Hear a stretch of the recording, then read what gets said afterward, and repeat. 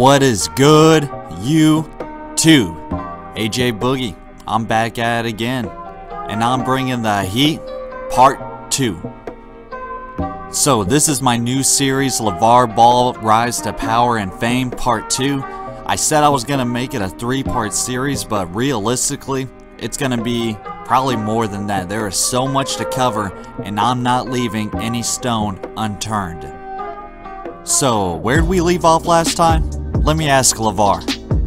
Now, you said something the other day that some thought was controversial. What made you say that one day Lonzo is going to be better than Steph Curry in Golden State? Hey, let me tell you this right now. I have the utmost confidence in what my boy is doing. I'm going to tell you right now, he's better than Steph Curry to me. Here, put Steph Curry on UCLA's team right now and put my boy on Golden State and watch what happens. Oh, my goodness. I mean, you doubled down on it right there. Lavar didn't just double down. He said his son is better than the 2-time MVP, the 2-time champion, Steph Curry. Lonzo hasn't even played a full college season yet. So how in the right mind can you possibly compare Lonzo and Steph? Once again, I thought, why are they giving this idiot a platform? He will say anything to get attention. But it makes you start to wonder, he might have a plan. This was on February 18th. So, with Lavar saying this, everyone wanted to know who Lonzo is. So, here's a quote from Lonzo after that game. "I've been living with him since I've been born. He's always been like that. I let him do all the talking, and I just try to play." So, this is the first time we hear from Lonzo. The first time we get a little insight on his personality. And Lonzo is 100% right. Lavar has been doing this since day one. Lonzo is very humble. Watch a game Lonzo plays in. This guy has no emotions, I swear. He's never excited. He's never upset. I'm starting to think he's a robot. This was a perfect response from Lonzo. He dodges the spotlight. He lets the lights get a little bit brighter on his dad. This also started to show that they are two separate people. This was the time when I wanted to check out Lonzo. Lonzo was putting in 14 points a game, 7.6 assists, 6 rebounds, shooting 55% from the floor, 73% from 2, and 41 for 3. This guy can play. And suddenly, I'm a UCLA fan. And suddenly, UCLA is getting a lot more televised games. But I still can't stand Lavar. Lavar Ball tweeted 6,300 times. Now this is the day I became a Lavar Ball fan and knew he has a plan. February 25th, Lavar in Arizona on a radio show said he would discourage any other team in the NBA from picking his son besides the Lakers. And he said my favorite quote, "I'm going to speak it into existence."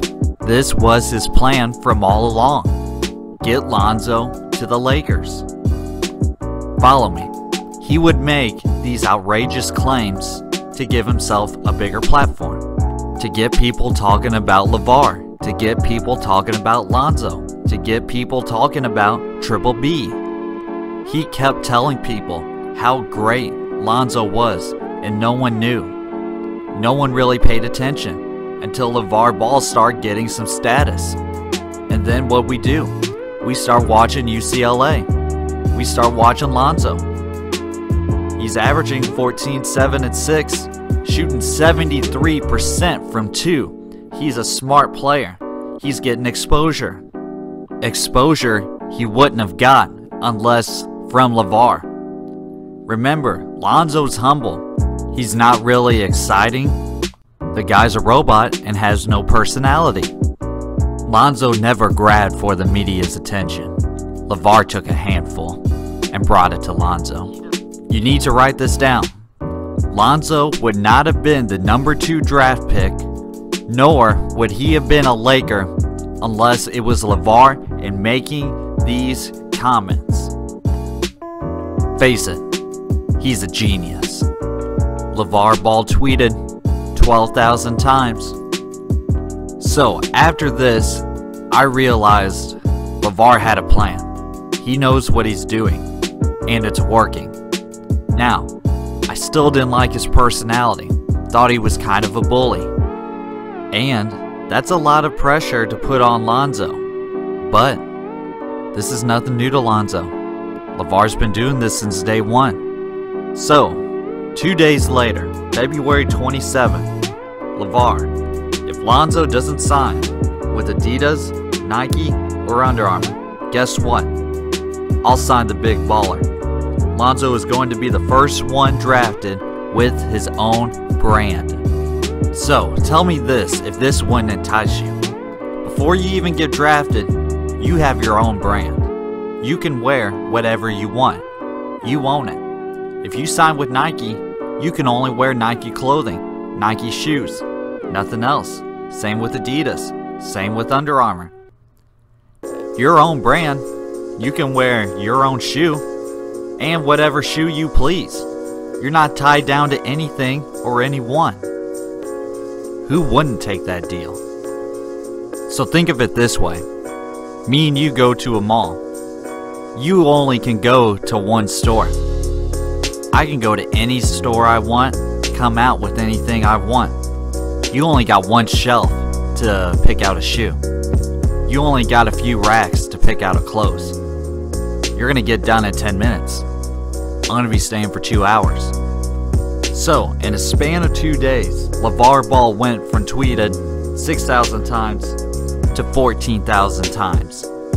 March 7th, we have round 2 of Lavar Ball and Charles Barkley. Let's get ready to rumble! Charles Barkley coming out with the first haymaker. You can't say a guy is going to be better than Steph Curry, a guy who has played 30 college games. I know you can be proud of your son, but at some point, it becomes stupidity. But we all know Lavar Ball won't go down without a fight. If Charles thought like me, maybe he'd win a championship. That hurts. Oh, yeah, it hurt. Because he's saying sometimes when stuff come out of people's mouth, it's just stupid. Guess what? You talking too.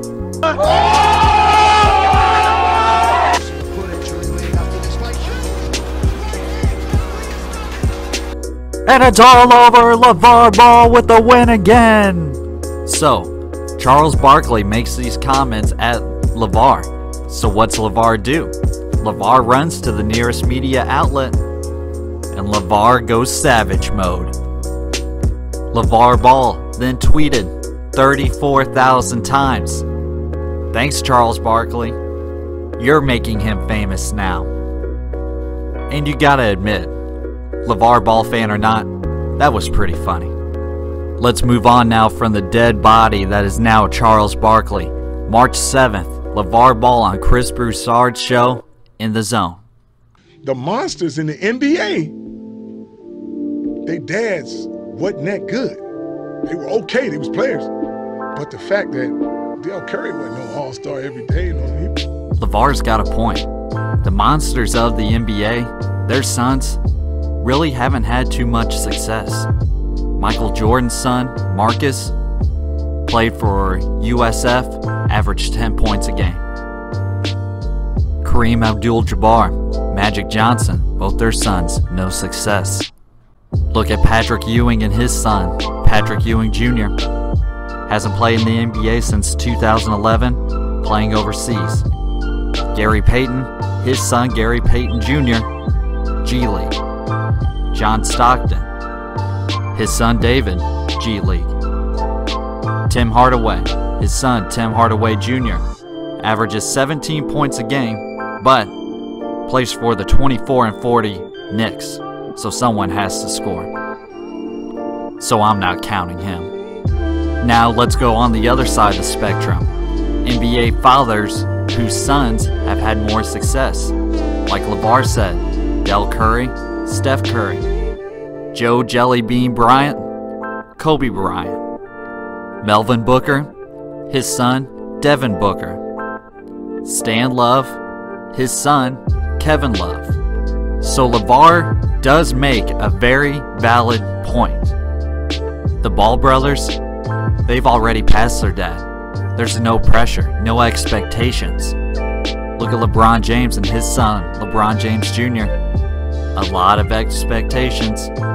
Dwayne Wade's son, Chris Paul's son, Shaq's son. High expectations. That's all the heat I got for today. Like, comment, definitely subscribe to the Boogie Squad. We need more members. Come join the squad. AJ Boogie, signing out. Boom!